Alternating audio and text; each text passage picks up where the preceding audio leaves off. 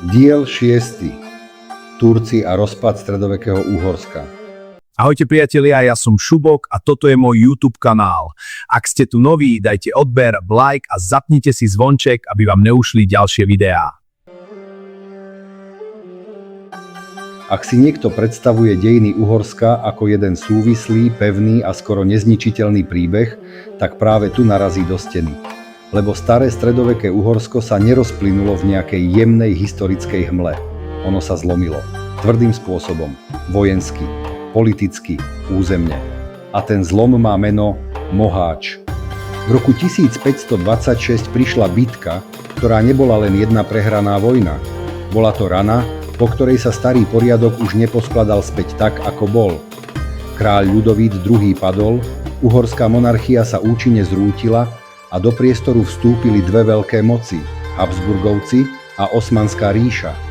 O pár rokov neskôr Turci obsadili Budín a z Uhorska neostal jeden pevný štát, ale roztrhnutý priestor troch rozdielnych svetov.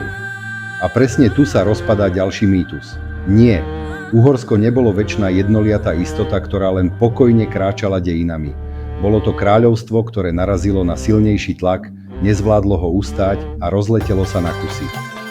A bez pochopenia tohto zlomu nepochopíš ani neskoršie Habsburgovské Uhorsko, ani Sedmohradsko, ani to, prečo sa stredná Európa začala vyvíjať tak nervózne, roztrhané a konfliktne. V predchádzajúcom diele sme riešili maďarizáciu a vysvetlili si, že nejde o automatickú súčasť samotného vzniku Uhorska, ale o oveľa neskorší moderný proces. Teraz sa vraciame hlbšie do minulosti, k momentu, bez ktorého sa ďalšie storočia vôbec nedajú čítať správne.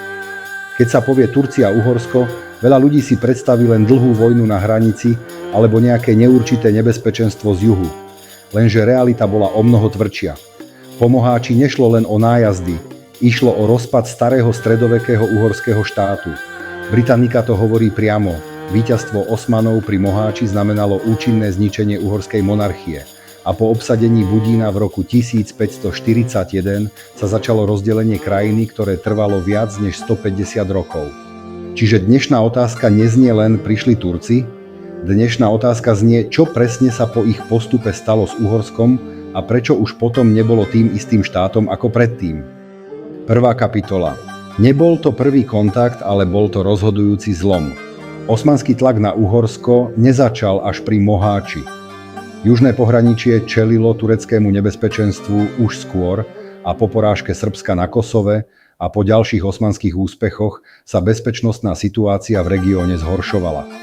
Britannica pripomína, že po podriadení Valašska v roku 1417 trpeli Sedmohradsko a Južné Uhorsko opakovanými nájazdmi.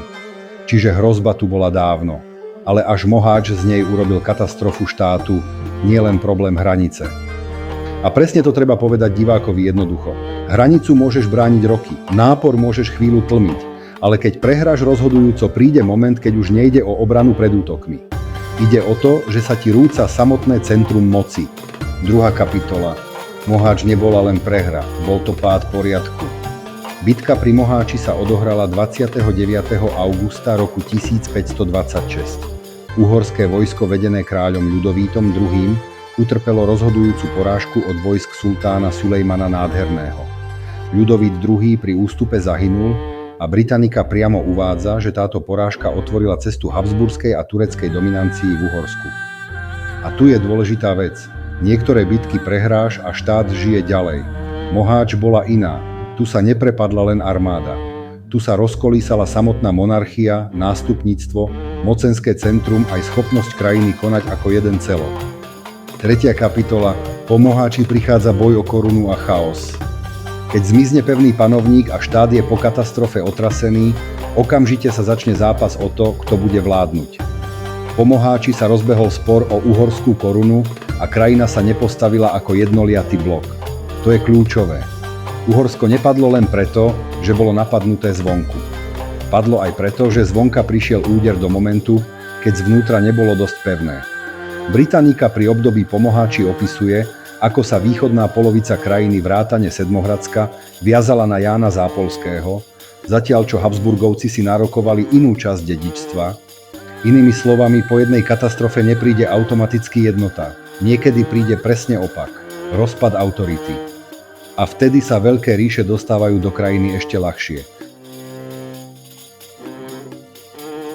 Skutočný symbolický aj praktický bod zlomu prichádza v roku 1541. Sulejmán obsadil Budín a Britannica hovorí úplne jasne. Tým sa začala trisection, teda rozdelenie Uhorska na 3 časti, ktoré trvalo viac než storočie a pol. Od tej chvíle máme 3 odlišné priestory. Kráľovské Uhorsko na severe a západe pod Habsburgovcami. Osmanské Uhorsko v centrálnej a južnej časti s hlavným centrom v Budíne pod priamou osmanskou kontrolou. Sedmohradsko, ktoré fungovalo ako autonómne kniežatstvo pod osmanskou zvrchovanosťou, a teraz to treba povedať úplne priamo. Od tejto chvíle staré stredoveké Uhorsko ako jeden štát v pôvodnom zmysle nefungovalo. To nie je názor. To je základná historická realita rozdeleného priestoru. Toto je veľmi dôležitý bod, lebo veľa ľudí si podvedome predstaví, že Habsburgovci jednoducho prevzali Uhorsko a išlo sa ďalej. Nie, kráľovské Uhorsko bolo už len časťou bývalého kráľovstva. Britannica píše, že po roku 1558 bolo kráľovské Uhorsko iba malým odľahlým dodatkom obrovských habsburských držáv. To je dôležité aj psychologicky, z kedysi významného kráľovstva sa stáva pohraničný, vojensky exponovaný priestor jednej väčšej dynastickej ríše. Čiže ak niekto hovorí o pokračovaní Uhorska, musí dodať áno, ale už v úplne inom režime, inom meradle a pod inou mocenskou strechou. 6. kapitola. Sedmohradsko nebolo bokom, ale kľúčovým hráčom. Ďalší omyl je myslieť si, že Sedmohradsko bolo len okraj alebo vedľajšia poznámka. Nebolo. Po rozdelení krajiny sa stalo samostatným politickým hráčom. Britannica opisuje Transylvániu ako autonómne kniežatstvo v rámci osmanského sveta v 16. a 17. storočí. Zároveň uvádza, že kniežatá Sedmohradská viedli politiku polonezávislosti. Platili tribút sultánovi, niekedy takticky vychádzali aj s Habsburgovcami, ale neboli len pasívnou figúrkou. To je podstatné, lebo práve tu vidíš, ako sa priestor bývalého Uhorska netrhal len na okupované územie a zvyšok. Vznikol tu aj tretí, vlastný politický model. 7. kapitola. Turci nezmenili len mapu, ale aj život krajiny. Keď sa povie osmanská okupácia, netreba si predstaviť len iné vlajky na pevnostiach. Priamy osmanský záber na centrálnu časť krajiny menil dane, správu, vojenskú realitu aj každodenný život. Britannica k dobe rozdelenia pripomína, že turecká okupácia centrálneho Uhorska zostala dlhodobo citlivou a nestabilnou témou a že vojenská logika pohraničia hlboko zasahovala do fungovania celej oblasti. Pre bežného človeka to znamenalo nie zmenu farby na mape, ale neistotu, presuny, vojenské pustošenie, daňové zaťaženie a život v priestore, kde o bezpečnosti nerozhodoval pokojný zákonník, ale front. 8. kapitola. Z rozkladu vyrástla nová stredná Európa. A teraz to najdôležitejšie pre širší obraz. Rozpad stredovekého Uhorska nevytvoril len dočasný chaos. Vytvoril novú strednú Európu. Habsburgovci sa hlbšie zahryzli do priestoru bývalého Uhorska. Sedmohradsko dostalo vlastnú váhu. Osmanská ríša sa usadila v srdci regiónu. A zápas o tento priestor sa potom ťahal celé generácie, až kým nebol Budín roku 1686 znovu dobitý a neskoršie mierové usporiadania neposunuli mocenskú mapu znovu. Britannica uvádza, že Budín bol od Osmanov oslobodený v roku 1686 a že zmluva v Karlovciach roku 1699 formálne preniesla Transylvániu pod habsburský vplyv. Čiže keď sa bavíme o neskoršom Uhorsku, o Habsburgovcoch, o Rákodzim alebo o novom usporiadaní v 18. storočí, všetko to stojí na troskách tohto zlomu. Bez Moháča a bez osmanského rozbitia Starého kráľovstva nevyzerá ďalšie storočie ani zďaleka tak, ako ho poznáme. 9. kapitola. Najväčší omyl je robiť z Uhorska večnú jednotu. Tu je veta celého videa. Uhorsko po Moháči nebolo to isté Uhorsko ako pred Moháčom. Kto to nevidí, ten si z dejín robí jednu súvislú národnú pásku, kde sa všetko len mení menom a nikdy podstatou. Lenže podstata sa zmenila dramaticky. Monarchia padla. Koruna sa stala predmetom zápasu. Budín padol, krajina sa rozdelila. Habsburgovci, Osmani a Sedmohradsko vytvorili 3 odlišné režimy existencie bývalého uhorského priestoru. A presne preto je Moháč taký dôležitý. Nie ako symbol lacnej tragédie, ale ako moment, keď sa jeden svet skončil a druhý sa začal rodiť veľmi bolestivo. Záver?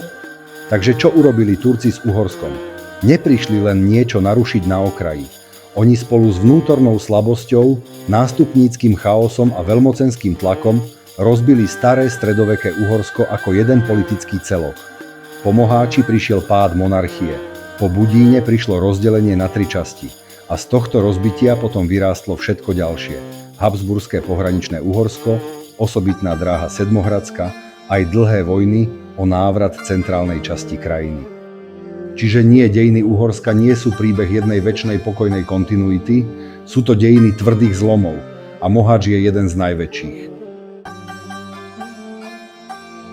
A ak sa ti toto video páčilo, napíš dole do komentára, čo si o tom myslíš.